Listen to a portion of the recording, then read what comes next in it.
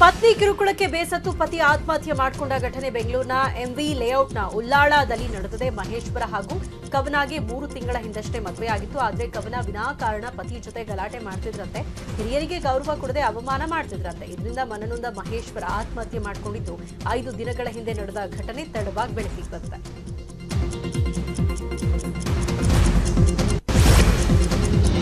ಅನುಭವ ಖ್ಯಾತಿಯ ನಟಿ ಅಭಿನಯಗೆ 2 ವರ್ಷ, ಅವರ ತಾಯಿಗೆ 5 ವರ್ಷ ಜೈಲು ಶಿಕ್ಷೆ ಪ್ರಕಟವಾಗಿದೆ. ವರದಕ್ಷಿಣೆ ನೀಡುವಂತೆ ಪೋಷಕರ ಜೊತೆ ಸೇರಿ ಅತ್ತಿಗೆಗೆ ಕಿರುಕುಳ ಕೊಟ್ಟಿದ್ದಕ್ಕೆ ಹೈಕೋರ್ಟ್ ಜೈಲು ಶಿಕ್ಷೆ ವಿಧಿಸಿದೆ. ಅಭಿನಯ ಅಣ್ಣ ಶ್ರೀನಿವಾಸ್ ಪತ್ನಿ ಲಕ್ಷ್ಮೀದೇವಿಗೆ ವರದಕ್ಷಿಣೆಗೆ ಬೇಡಿಕೆ ಇಟ್ಟು ಕಿರುಕುಳ ಕೊಟ್ಟ ಆರೋಪದಲ್ಲಿ ಹೈಕೋರ್ಟ್ ಶಿಕ್ಷೆಯನ್ನು ಪ್ರಕಟಿಸಿದೆ. 2002ರಲ್ಲಿ ಲಕ್ಷ್ಮೀದೇವಿ ಅಭಿನಯ ಕುಟುಂಬದ ವಿರುದ್ಧ ದೂರು ದಾಖಲಿಸಿದ್ರು.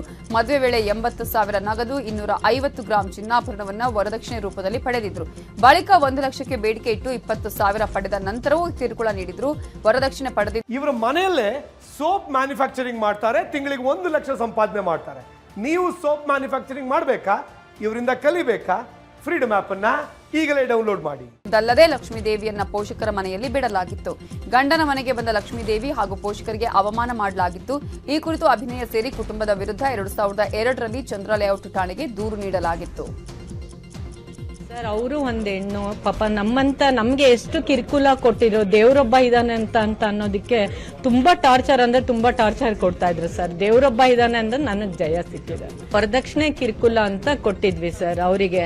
ಅವರು ವರದಕ್ಷಿಣೆ ತಗೊಂಡ್ ಬಾ, ವೇಷ ಇದೆಲ್ಲ ಮಾಡೋರು, ತುಂಬಾ ಹೋಗಿ ದುಡ್ಡು ತಗೊಂಡ್ ಬಾ ಅಂತ ಹೇಳಿ ಎಲ್ಲ ತುಂಬಾ ಟಾರ್ಚರ್ ಕೊಡೋರು. ತುಂಬಾ ಅಂದ್ರೆ ತುಂಬಾ ಇದ್ ಮಾಡ್ತಾ ಇದ್ರು ಸರ್. 6 ಮಂತ್ಸ್ ಇದ್ದಿದ್ದು ಸರ್. 6 ಮಂತ್ಸಿಗೆ ನನ್ನ ಪಾಪು ಪ್ರೆಗ್ನೆನ್ಸಿ ಆದೆ. ಪ್ರೆಗ್ನೆನ್ಸಿಲಿ ಬಂದಿದ್ದು ಸರ್. ಅವರಿಗೆ ಏನಂದ್ರೆ ದುಡ್ಡು ಬೇಕಾಗಿತ್ತು. ಒಂದು ಮನೆಗೆ ಒಂದು ಹುಡುಗಿ, ಒಂದು ತಮ್ಮನ್ಗೆ ಅವ್ರು ಸರಿ ಇಲ್ಲ, ನನ್ನ ಹಸ್ಬೆಂಡ್ ಸರಿ ಇರ್ಲಿಲ್ಲ. ಏನೋ ಒಂದು ಮನೆಗೆ ಕಟ್ಬಿಟ್ಟು ಏನೋ ಒಂದು ಮನೆಗೆ ಒಂದು ಸೊಸೆ ಅನ್ನೋದು ಬೇಕು ಅಂತ ಅವ್ರಿಗೆ ಬೇಕಾಗಿತ್ತು. ಹಾವೇರಿ ಜಿಲ್ಲೆಯ ಬ್ಯಾಡಗಿ ತಾಲೂಕಿನ ಚಿಕ್ಕಬಾಸೂರಿನಲ್ಲಿ ರಾಜ್ಯ ಮಟ್ಟದ ಹೋರಿ ಬೆದರಿಸುವ ಸ್ಪರ್ಧೆ ಆಯೋಜಿಸಲಾಗಿದೆ. ಹೋರಿ ಬಿಡುವ ಸಂದರ್ಭದಲ್ಲಿ ಯುವಕನ ಕಾಲಿಗೆ ಹಗ್ಗ ಸಿಕ್ಕಾಕೊಂಡಿದ್ದು ಹೋರಿ ದರದರನೆ ಎಳ್ಕೊಂಡು ಹೋಗಿದೆ. ಸದ್ಯ ಯುವಕ ಪ್ರಾಣಾಪಾಯದಿಂದ ಪಾರಾಗಿದ್ದಾನಂತೆ. ನಿನ್ನೆಯಷ್ಟೇ ಹೋರಿ ತಿವಿತಕ್ಕೆ ಓರ್ವ ಯುವಕ ಬಲಿಯಾಗಿದ್ದ.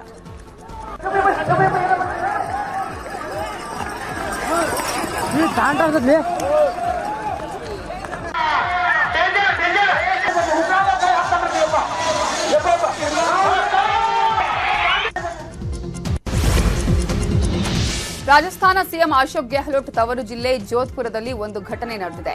ದುಷ್ಕರ್ಮಿಗಳು ಜನನಿಬಿಡ ರಸ್ತೆಯಲ್ಲೇ ಹಾಡ ಹಗಲೇ ಮನಸ್ಸೋ ಇಚ್ಛೆ ಫೈರಿಂಗ್ ಮಾಡಿದ್ದಾರೆ. ಬೊಲೆರೋದಲ್ಲಿ ಬಂದ ಕಿಡಿಗೇಡಿಗಳು ಸ್ಕಾರ್ಪಿಯೋಗೆ ಡಿಕ್ಕಿ ಹೊಡೆದಿದ್ದಾರೆ. ಬಳಿಕ ಲಾರಿಯಿಂದಲೂ ಡಿಕ್ಕಿ ಹೊಡೆಸಿ ಅಬ್ಬರಿಸಿದ್ದಾರೆ. ಆ ವಿಡಿಯೋ ಸ್ಥಳೀಯರ ಮೊಬೈಲ್ನಲ್ಲಿ ಸೆರೆಯಾಗಿದೆ.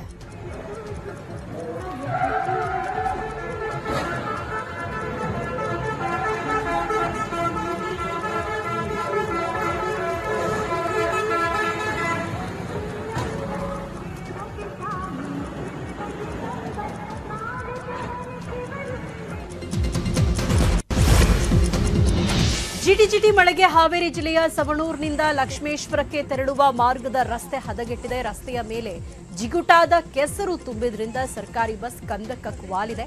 ಪ್ರಯಾಣಿಕರು ಪ್ರಾಣಾಪಾಯದಿಂದ ಪಾರಾಗಿದ್ದಾರೆ. ಸಿಎಂ ಕ್ಷೇತ್ರದಲ್ಲೇ ಹೀಗಾದ್ರೆ ಹೇಗೆ ಅಂತ ಸೋಷಿಯಲ್ ಮೀಡಿಯಾದಲ್ಲಿ ಸಾರ್ವಜನಿಕರು ಆಕ್ರೋಶ ವ್ಯಕ್ತಪಡಿಸಿದ್ದಾರೆ.